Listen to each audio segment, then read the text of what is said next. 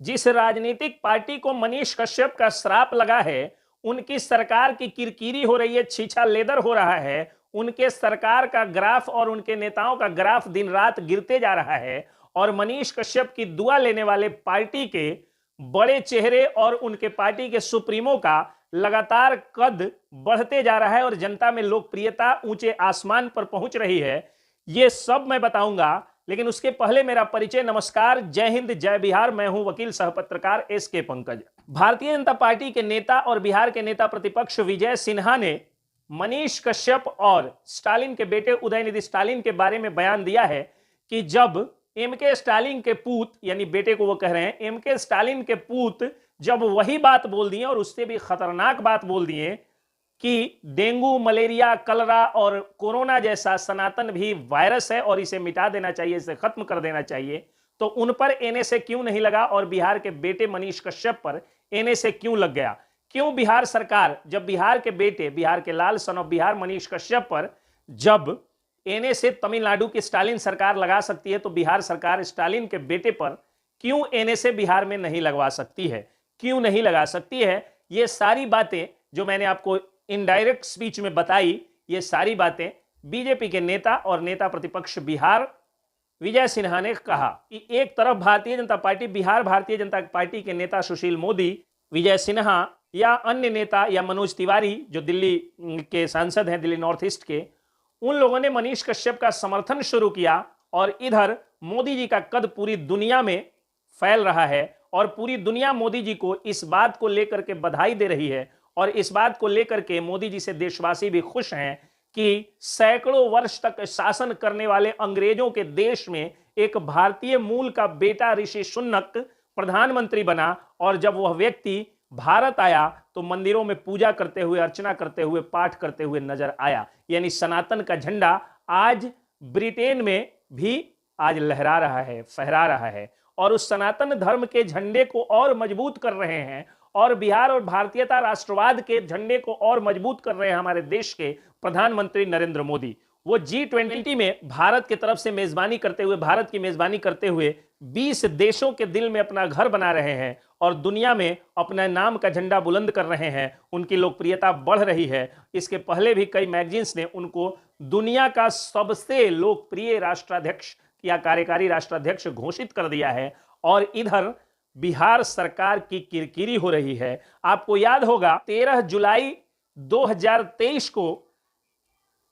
बिहार के भारतीय जनता पार्टी के बड़े बड़े नेताओं को पुलिस ने बुरी तरह से पीटा था। उसी में सांसद को के भी सिर पर मारा गया था, उन पर भी हमला किया गया था। इसी मामले में संज्ञान लेते हुए संसद की विशेष अधिकार समिति यानी स्पेशल प्रिविलेज कमेटी ने संज्ञान लेते हुए बिहार के डीजीपी, पटना के डीएम सहित 7 बड़े अफसरों पर सम्मन भेजा है और कहा है कि 21 तारीख को आकर के आपको जवाब देना होगा कि आप होते कौन थे एक जनप्रतिनिधि के ऊपर लाठी बरसवाने वाले, आप होते कौन थे संविधान द्वारा प्रदत्त सेक्शन 105, सेक्शन 194 के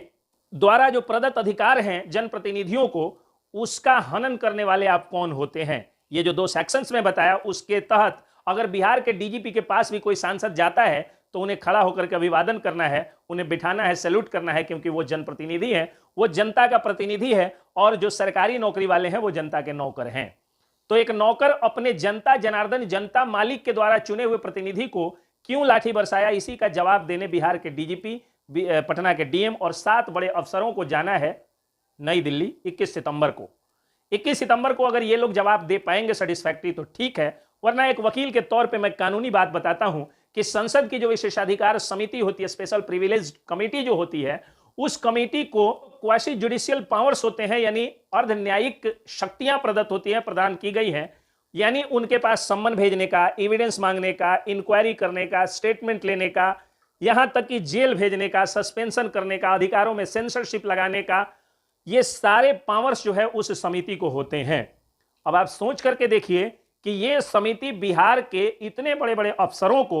लेटर भेजती है कि आपकी पुलिस और आपके प्रशासन द्वारा एक जनप्रतिनिधि पर अत्याचार क्यों किया गया। इसके पहले भी बिहार के पुलिस प्रशासन ने, बिहार के एक पटना के एडीएम साहब ने बुरी तरह से अनीसुर रहमान नाम का एक युवक जो कि शिक्षक अभ्यर्थी था, उसके ऊपर बुरी तरह से लाठियां बरसा चुके हैं और बदले में उन पर कार्रवाई के नाम पर सिर्फ दिखावा छलावा और कुछ नहीं हुआ। मतलब एक विभाग से दूसरा विभाग उनको दे दिया गया, ना सस्पेंशन हुआ, ना डिसमिसल हुआ, ना जेल हुआ। तो अधिकारियों का जिस तरह से और पदाधिकारियों का मनोबल और मन बढ़ रहा था, उसी मन बढ़ूपन को तोड़ने के लिए संसद ने खुद ही इस मामले में, चूंकि हम लोग जनता हैं तो जनप्रतिनिधि के साथ ही खड़े रहेंगे। जनता के नौकरों की इतनी हैसियत नहीं होनी चाहिए कि जनप्रतिनिधियों पर लाठी डंडे बरसाए। तो इसलिए भारतीय जनता पार्टी का बिहार की जनता, ज्यादातर जनता जो है वो समर्थन कर रही है। और अब देखना यह है कि जिस तरह से ब्रीच ऑफ प्रिविलेज हुआ है, यानी जिस तरह से अधिकारों का हनन हुआ है, विशेषाधिकारों का हनन हुआ है, जिस तरह से कंटेम्प्ट ऑफ हाउस हुआ है, यानी संसद के सदन का, संसद का अपमान हुआ है, उस तरह से अब देखना यह है कि बिहार के डीजीपी, पटना के डीएम या 7 बड़े अफसरों के खिलाफ कौन सी कार्रवाई होती है। इनका सस्पेंशन होता है, डिसमिसल होता है, इनके अधिकारों में जो है वो कटौती की जाती है, इनको जेल भेजा जाता है, या क्या होता है। हालांकि जो इसका इतिहास है वो ये बताता है कि अफसर लोग जाते हैं, माफी मांगते हैं और कह देते हैं कि विभागीय कार्रवाई हो चुकी है, जिन अधिकारियों ने या जिन कर्मियों ने गलती किया है उन पर हमने ये काम कर दिया है, उनके खिलाफ मतलब कुछ एक्शंस ले लिया है या जा करके ले लेंगे, और उसके बाद बात को समाप्त कर दिया जाता है। लेकिन फिलहाल बिहार सरकार की लगातार छीछा लेदर और किरकिरी हो रही है, और उधर भारत सरकार, जो कि भारतीय जनता पार्टी की सरकार भारत में चल रही है, उसका झंडा बुलंद हो रहा है। तो यही कहूंगा कि मनीष कश्यप का श्राप इधर महागठबंधन INDIA के नेताओं को दिन रात उनका ग्राफ, उनके लोकप्रियता को खत्म कर रहा है, और भारतीय जनता पार्टी के जिस तरह से विजय सिन्हा ने किया,